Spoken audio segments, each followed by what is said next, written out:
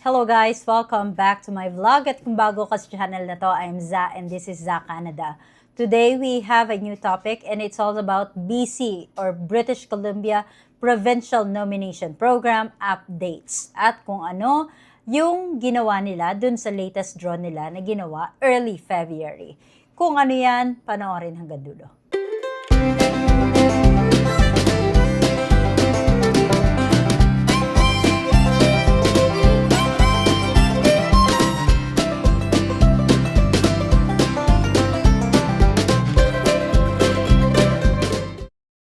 First of all, thank you so much for subscribing into my channel. At kung hindi pa, mag-subscribe na kayo.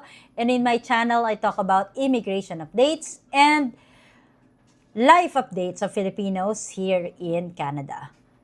Well, in my video or in this video, we are going to talk about BC PNP update.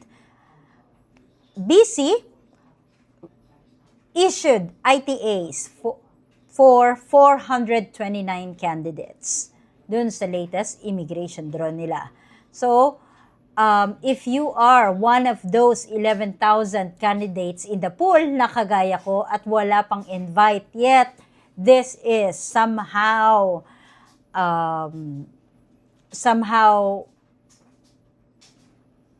video that would help you kung na magplano or ano ang dapat mong gawin kung isa ka sa mga tao na nasa pool ngayon. By the way, for those people who do not know kung ano ang BCPNP, BCPNP is again British Columbia Provincial Nomination Program, and ito yung immigration program na nagbibigay ng provincial nomination which adds 600 points to your express entry profile. So, how would you be able to get a nomination from BC or from British Columbia? Well, first, dapat skilled ka or you are one of the priority occupations sa BC. And of course, it's a point system as well. It's just like express entry pero hindi ganun kataas yung point system nila. The BC has its own computation kung paano nila ibinibigay sa iyo ang score na yan. And here in BC, they don't check the age, your age. Kumbaga, they only check your job offer, your salary, where you are located, and if you are part of those program with certificate, just like ECE or Early Childhood Educator. So on February 4 of 2026, BC held its first skills immigration draw of the year. They issued 429 invitation to apply. So here's the breakdown. 206 invitations for high-wage job offers. And these are the NOCs tier 0 to 3 and with a $70 per hour salary. So most probably these are engineers, IT workers, lawyers, doctors, yan yung mga binigyan nila ng invitation to apply. And another 223 invitation based on minimum registration score of 138 points in BC PNP system.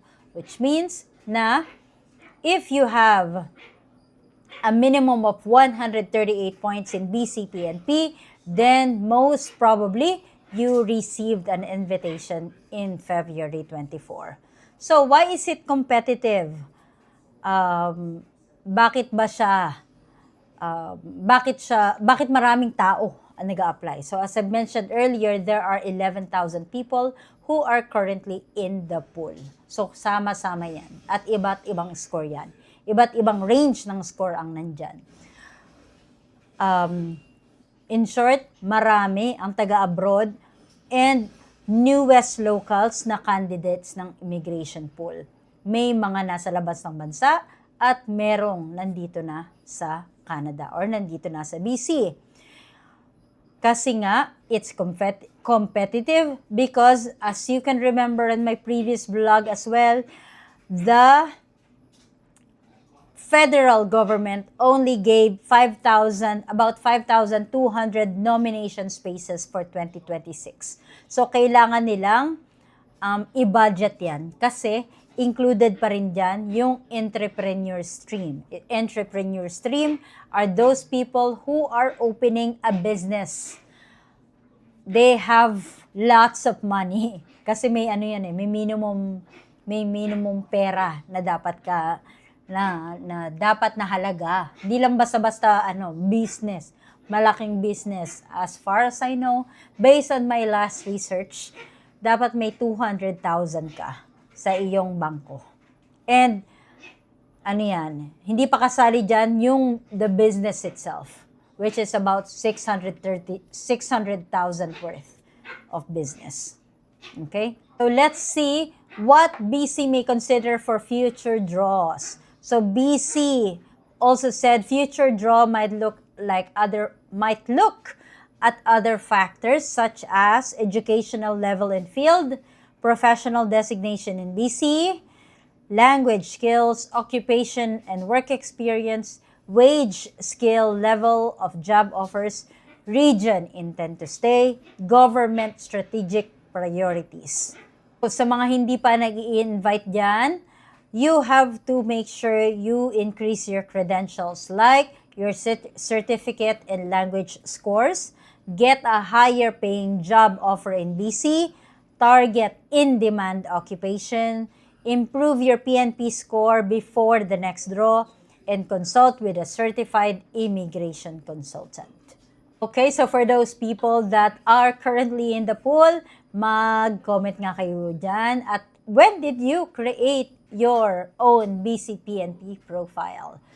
Okay, so that should be it for now. I hope may natutunan kayo sa video na to. At laging tatandaan, hindi kailangan maraming pera, basta may peace of mind. Thank you for watching. Until next time. Bye-bye.